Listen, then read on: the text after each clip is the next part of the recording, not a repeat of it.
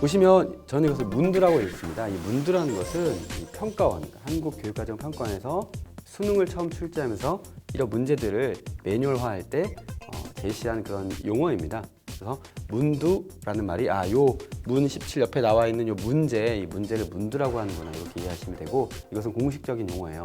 자, 이 문두에 보시면 자, 갑은 어머니와 임신 8개월인 아내, 5살 아들과 함께 살고 있었어요. 자, 그러면 이걸 그냥 읽지 마시고 옆에다가 이 가계도를 그려보시는 게 좋습니다. 그래서 어머니가 있고, 어머니 밑에 갑이 있고, 갑 옆에 아내가 있고, 아내 밑에 아들이 있는 거예요. 그리고 또 옆에 뭐가 있습니까? 자, 임신 8개월이니까 태아 이렇게 씁니다. 괴한이 침입한 거죠. 이런 상황의 가계도 및 인물 관계도를 그리는 것이 상당히 좋아요.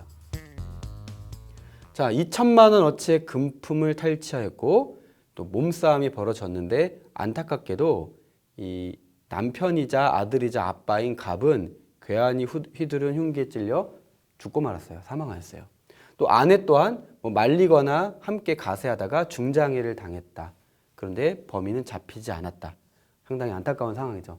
자, 이것을 위해서 헌법에서 무엇을 두고 있냐면 범죄 피해자에 대한 구조를 규정한 그 헌법 조항이 있습니다. 목적이 되게 짧게 돼 있지만 이걸 잘 보셔야 되는 게, 자, 이 법은 사람의 생명 또는 신체라고 나와 있죠. 자, 이 시험에서 뭐뭐 하거나 또는 혹은을 잘 물어봐요. 그래서 또는 나와 있는데, 자, 생명 또는 신체라고 되어 있죠. 자, 이 두 가지가 되어 있지. 자, 이 2천만 원어치의 금품을 얘기하고 있지는 않죠. 재산을 얘기하고 있지는 않죠.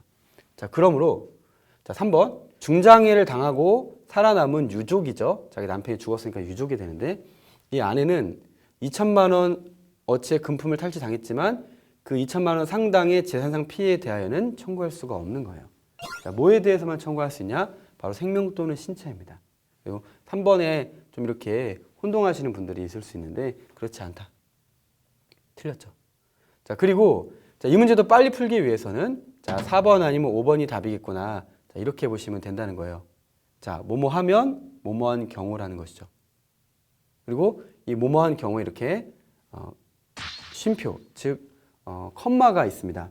이런 컴마가 있을 때 이게 중요하겠구나. 자, 이런 것들을 잘 떠올리실 필요가 있고, 정답은 4번과 5번 중에 있을 텐데 하필 4번에는 컴마가 없고 5번에는 컴마가 있단 말이에요. 정답이 사실 5번이었거든요.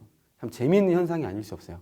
그래서 면이나 경우 때가 있을 때 그냥 나오는 경우가 있고, 면때의 경우에 컴마가 있는 경우가 있을 때 이게 정답이 많이 되는구나라는 어디서도 알려주지 않는 요령을 제가 잠깐 말씀을 드리는 거예요. 그래서 딱 보자마자 5번부터 살펴볼까? 라는 것도 실전적 요령이 될 수 있거든요. 자, 5번. 만약 5살 아들도 범죄로 인하여 사망했다. 그러니까 정말 상상하기 싫은 슬픈 내용이지만 막 이 아들이 막 울고 있는데 울지 마 하고 이 괴한이 막 발로 걷어 찬 거예요. 내가 배를 맞고 사망했다라든지 그런 좀 충격적이지만 실제 이런 사례들이 있어요. 자, 그런 케이스들이 있는데 사망한 경우를 우리가 상정하는 거예요. 자, 그러면 갑의 아내는 아들에 대한 1순위 유족 구조금 청구권 가지느냐? 네, 그렇습니다. 자, 무슨 얘기죠? 지금 여기에 1조, 2조, 3조, 4조가 나와 있는데 바로 이 4조죠. 4조에 보면 1, 2, 3호. 즉 1호는 배우자, 자, 2호는 피해자의 사망 당시 피해자의 수입의 생계를 유지하고 있던 피해자의 부모라는 거죠. 물론 이 사람의 뭐 어떻게 수입에 의하여 생계를 유지하는 건 아니죠. 아들 때문에 생계 유지한다? 뭐 그런 건 아니죠. 그러면 3호로 가는 거죠. 제 1호, 2호에 해당하지 아니하는 피해자의 자, 부모, 딱 여기에 해당된다 이렇게 보시면 돼요. 부모. 그러니까 뭐 여기도 부모가 있지만 요 앞에 내용에 의하면 애매하잖아요. 그러니까 3호로 가는 거죠. 1호, 2호가 아니면 3호다.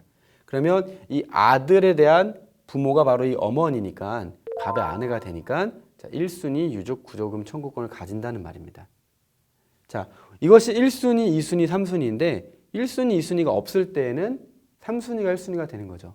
3호가 1순위가 되는 것이죠. 그래서 5번은 맞다라고 보시면 되는 것입니다. 네, 상당히 재밌는 케이스고 또 이 케이스를 통해서 이 조항을 샅샅이 우리가 이해할 수 있게 되는 그런 기회도 얻을 수 있는 것이 바로 이 법률 문제의 상황형의 특징이다라는 것이죠.